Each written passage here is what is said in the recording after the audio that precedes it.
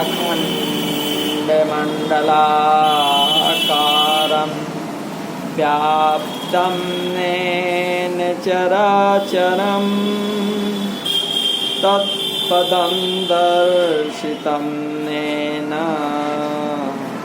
तस्मै श्रीगुरुवे नमः। तस्मै श्रीगुरुवे नमः। बोलिए श्री सद्गुरुदेव की जय। आप समस्त श्रोता बंधुओं को हमारा हार्दिक प्रणाम, सप्रेम नमस्कार है।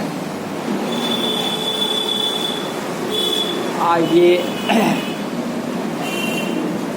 अभी तक हमने कल्कि पुराण के अनुसार संसार की रचना की बात की। अब हम इसी के माध्यम से आगे परम सत्य के तरफ बढ़ेंगे। तो इस परम सत्य में आप समस्त बंधुओं का हार्दिक प्रणाम, हार्दिक अभिनंदन, स्वागत है। आइए हम समझते हैं कि परम ब्रह्म जिन्होंने कल्कि पुराण के अनुसार अपने को दो रूप में विभक्त किया, एक पुरुष और दूसरी प्रकृति में, और फिर इनके संयोग से महातत्व की उत्पत्ति की, फिर महातत्व से अहंकार, फिर अहंकार से पंच तन्मात्राएं और 11 इंद्रियां। पंच तन्मात्रा शब्द, रस, रूप, गंध व स्पर्श से पंच महाभूत यानी आकाश, तेज, जल, पृथ्वी व वायु की उत्पत्ति हुई, जिससे जगत की रचना हुई। फिर क्रमशः अहंकार से 3 गुण सत, रज, तम उत्पन्न हुआ। इनसे ब्रह्मा, विष्णु, महेश की उत्पत्ति हुई और इन्होंने देवता, दैत्य, मनुष्य और 84 लाख योनियों की रचना की। फिर ये सभी परम ब्रह्म के माया के वशीभूत होकर कर्मानुसार विभिन्न योनियों को धारण करते और मरते। इस प्रकार जन्म मरण का काल चक्र चालू। कल्कि पुराण में ही अध्याय 5 में आगे बताया गया है कि पंच प्राण मनोबुद्धि दशे इंद्रिय समन्वितम आपंचीकृत ततोत्थम सूक्ष्म मार्गम भोग साधनम। अर्थात लिंग शरीर में प्राण, अपान, समान, उदान और व्यान, ये 5 वायु और मन, बुद्धि, 5 कर्मेंद्रियां तथा 5 ज्ञानेंद्रियां रहती हैं। स्थूल शरीर से आपंचीकृत पंच महाभूत रचित सूक्ष्म शरीर ही लोकांतर में अथवा देहांतर में जाकर पहले जन्म के किए हुए पाप पुण्य का फल भोगता है। मुक्ति के समय ये सूक्ष्म शरीर नष्ट हो जाता है, तब फिर जन्म धारण नहीं करता। अभी हमने जाना कि परम ब्रह्म ने अपने को 2 रूप में विभक्त किया, एक पुरुष और दूसरी प्रकृति। इसको कबीर सागर में कबीर साहिब जी ने स्पष्ट रूप से बताया कि परम ब्रह्म यानी निरंजन परमात्मा प्रलय करके समस्त लोकों का विनाश करके आत्मा यानी जीव और प्रकृति यानी पंच महाभूतों का बीज को अपने अंदर समा लेता है। फिर वो अपने पिता परम पुरुष के लोक अमर लोक के पास जाकर पिताश्री को आवाज लगाता है कि हे पिताश्री, हे परम पुरुष, अब हमें आप क्षमा प्रदान करें और अपनी इन सभी आत्मा को वापस ले लें और मुझे शरण प्रदान करें। तो इस पर परम पुरुष की बाणी आती है कि हे निरंजन, मैंने तुम्हें 17 चौकड़ी असंख्य युग का राज्य शून्य में दिया था। अभी वो समय पूरा नहीं हुआ है, अतः फिर से जाकर शून्य में ब्रह्मांड की रचना करो। निरंजन फिर जैसी आपकी आज्ञा कहकर फिर से ब्रह्मांड की रचना करता है। तो इस प्रकार फिर वो अपने में से जीव और प्रकृति को निकालकर वही क्रिया दोहराता है। जीव यानी आत्मा का अंशी परम ब्रह्म या निरंजन नहीं है, बल्कि आत्मा के अंशी परम पुरुष हैं। परम पुरुष ने आत्मा को परम ब्रह्म यानी निरंजन को सृष्टि रचना हेतु प्रदान किया था, क्योंकि ऐसा निरंजन परमात्मा ने परम पुरुष से तपस्या से खुश करके मांगा था। तभी कल की पुराण में पुरुष को नित्य बताया गया है। पुरुष यानी जीवात्मा, और जो कि चेतन है और प्रकृति जड़ है। तो आइए समझने का प्रयास करते हैं कि रामायण में, जिसमें भगवान श्री राम जी कहते हैं कि सब मम प्रिय, सब मम उपजाए और सबसे अधिक मनुज मोहि खाए।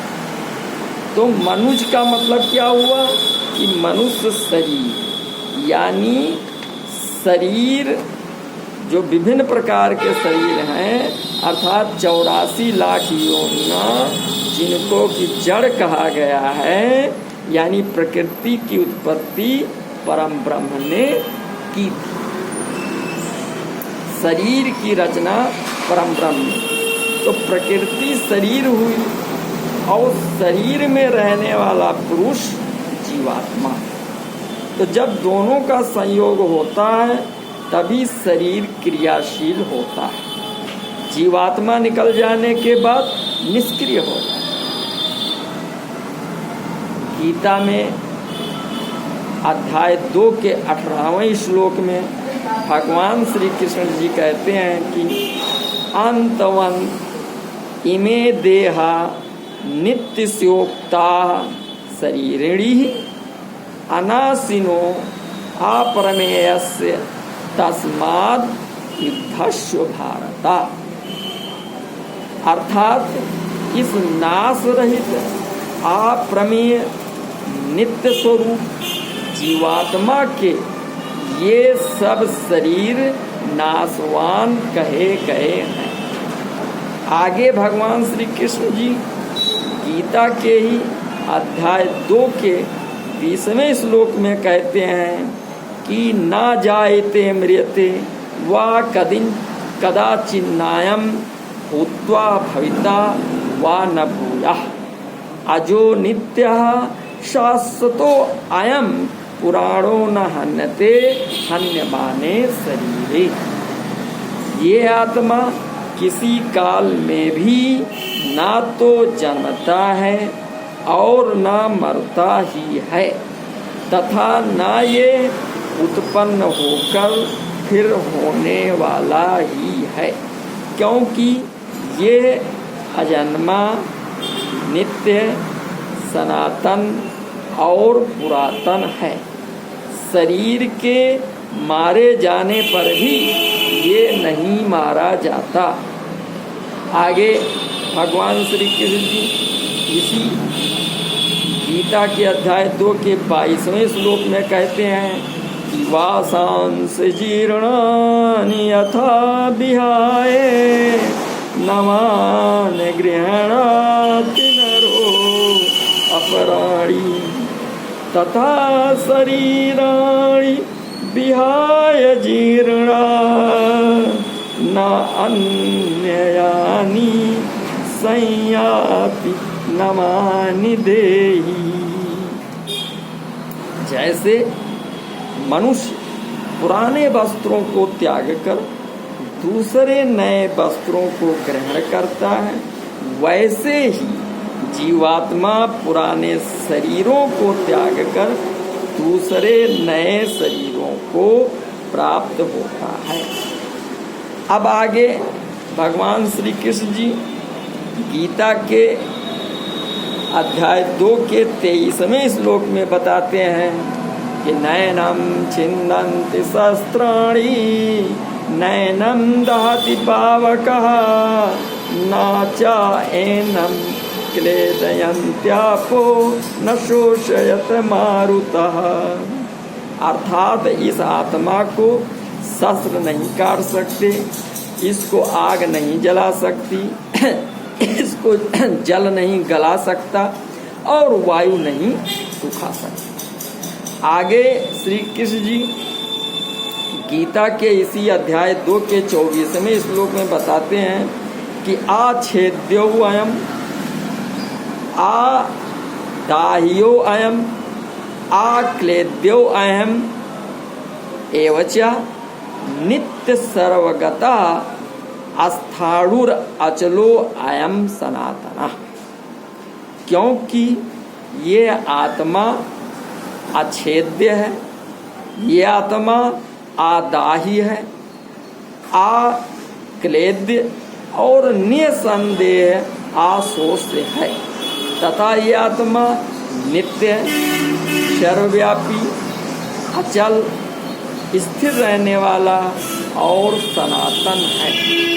आगे भगवान श्री कृष्ण जी गीता के दूसरे अध्याय के 25वें श्लोक में कहते हैं कि अव्यक्तो अयम अचिन्त्यो अयम अविकारो अयम उच्यते तस्मात् एवं विदित्व ऐनम न अनशोच तू अरहत।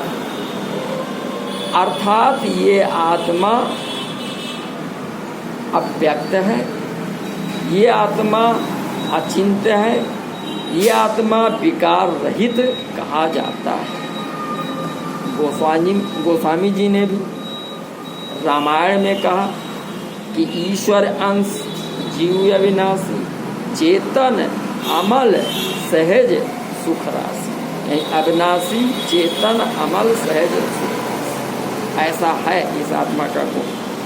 और ऐसी आत्मा क्या हुई कि सो माया बस भयो गुसाई बंध्यो कीर मरकट की नाई। अब यहाँ पर माया के द्वारा जीव बंधा है, माया आया तो बताया गया कि ये परम ब्रह्म की शक्ति योग माया है। अब प्रश्न ये उठता है कि माया को क्या जरूरत पड़ी जीवात्मा को बांधने की या भ्रमित करने की, जबकि अगर परम ब्रह्म का ही अंश है जीव, जैसा कि कहा गया है, तो माया तो माता हो गई, लेकिन माता पुत्र को तो बांधती नहीं है। लेकिन यहाँ चरित्र तो उल्टा हो रहा है, यानी माया कोई अन्य है, पुत्र का रिश्ता नहीं है। लेकिन ये तो पक्का है कि माया परम ब्रह्म की अर्धांगिनी है। अतः इससे सिद्ध होता है कि जीवात्मा परम ब्रह्म का अंश नहीं है।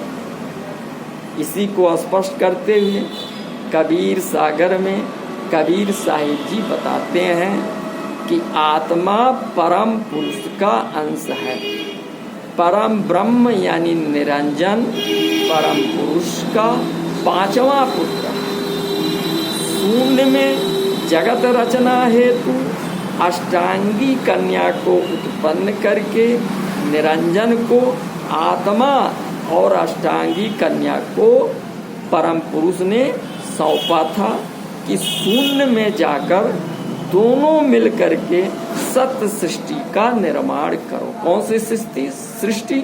सत्य सृष्टि का निर्माण करो और 17 असंख्य चौकड़ी तक राज्य करो। यही अष्टांगी कन्या माया या महामाया हुई। इन दोनों के संयोग से 3 बालक ब्रह्मा, विष्णु व महेश और निरंजन परमात्मा संपूर्ण शून्य में मन बनकर समा गया। सृष्टि का विस्तार हुआ।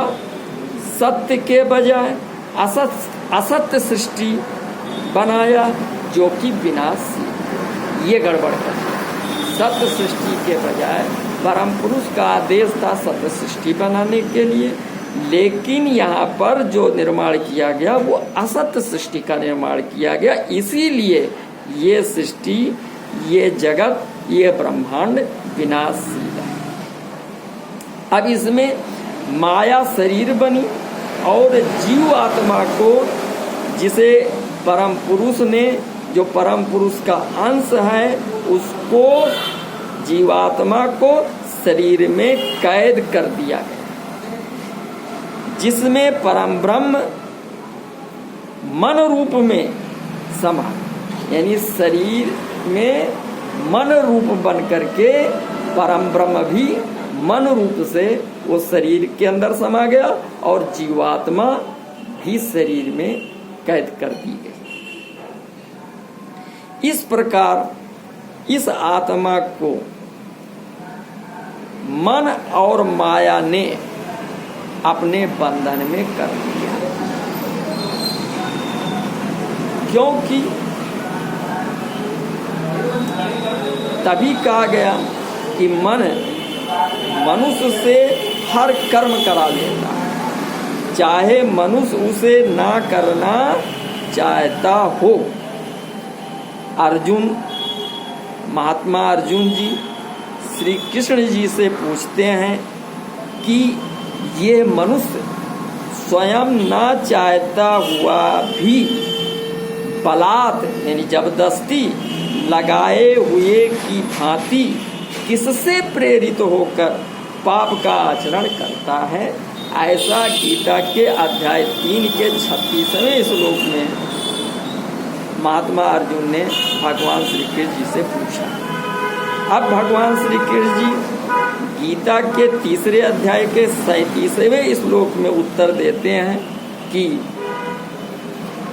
काम एस, क्रोध एस, रजोगुण समुद्भवा, महासवो महापापमा विद्धेनम इह वैरिणम। क्या बताया कि काम क्रोध ही वे बड़े पापी बैरी हैं, ये ही जबरदस्ती मनुष्य से गलत काम करा लेते हैं, क्योंकि आवृतम ज्ञानम एतेन सानिनो नित्य वैरिणा काम रूपेण कौन्तेय दुष्पूरेणान लेन च।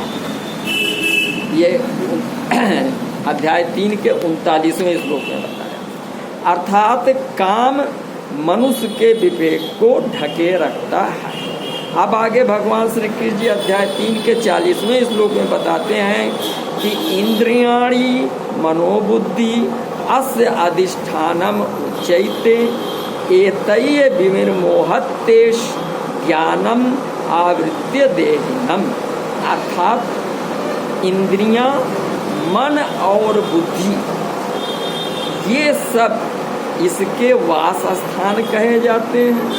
तो ये काम इन मन, बुद्धि और इंद्रियों के द्वारा ही ज्ञान को आच्छादित करके जीवात्मा को मोहित करता है।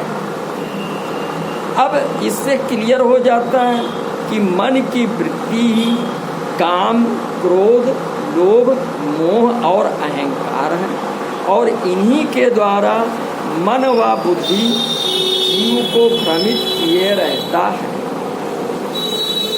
आगे भगवान श्री कृष्ण जी कहते हैं कि गीता के अध्याय 3 के 42वें श्लोक में कि इंद्रियाणि परान्य आहुर इंद्रियेभ्य परम मनः मनसस्तु परा बुद्धयो और बुद्धे पर तस्तु सा। अर्थात इंद्रियों को स्थूल शरीर से पर यानी श्रेष्ठ, बलवान और सूक्ष्म कहते हैं। इन इंद्रियों से पर मन है, मन से भी पर बुद्धि है, और जो बुद्धि से भी अत्यंत पर है वो आत्मा। अब कबीर सागर में कबीर साहिब जी बताते हैं कि मन, बुद्धि, चित्त और अहंकार ये एक ही है। जब ये संकल्प विकल्प करता है तो इसे मन कहते हैं, जब ये फैसला करता है तो इसे बुद्धि कहते हैं, जब याद करता है तो इसे चित्त कहते हैं, और जब क्रिया करता है तो इसे अहंकार कहते हैं। यानी सब मिला करके मन ही। और बताया कि मन ही आए काल कराला, जीव नचाए करे बेहाला। जीव के संग मन काल को वाशा, अज्ञानी नर गहे विश्वासा। जिन किसने कहा मैंने मन को देखा, मन की रूप न रेखा, और घड़ी घड़ी ये वो दिखलाए जो सपनों ने देखा। संतों मन की करो देखा। तो इस प्रकार पाया कि सर्वोच्च सत्ता परम पुरुष है, इसका स्थान अमरलोक है, जिसका कभी किसी भी स्थिति में विनाश नहीं होता। और यहीं पर जब आत्मा आती है, अपने अंशी परम पुरुष से मिल जाती है, तो फिर उसे दोबारा 84 लाख योनियों में भवसागर में नहीं आना पड़ता, और जीवात्मा परम मोक्ष परमानंद को प्राप्त हो जाती है। श्री कृष्ण जी गीता के में कहते हैं कि जो पुरुष सर्वज्ञ, अनादि, सबके नियंता, सूक्ष्मात् सूक्ष्म, सबके धारण करने वाले, अचिंत्य स्वरूप, सूर्य के सदिश, नित्य चेतन प्रकाश रूप और अविद्या से अत परे शुद्ध सच्चिदानंद घन परमेश्वर का स्मरण करता है, तो वो पर्याण काले मन साचलेन भक्त्या युक्तो एक योग बलेन चैव भ्रू मध्य प्राणमावेश सम्यक सातम परम पुरुषम उपत्ति। वो भक्ति युक्त पुरुष अंतकाल में भी योग बल से पृथ्वी के मध्य में प्राण को अच्छी प्रकार स्थापित करके फिर निश्चल मन से स्मरण करता हुआ उस दिव्य रूप परम पुरुष परमात्मा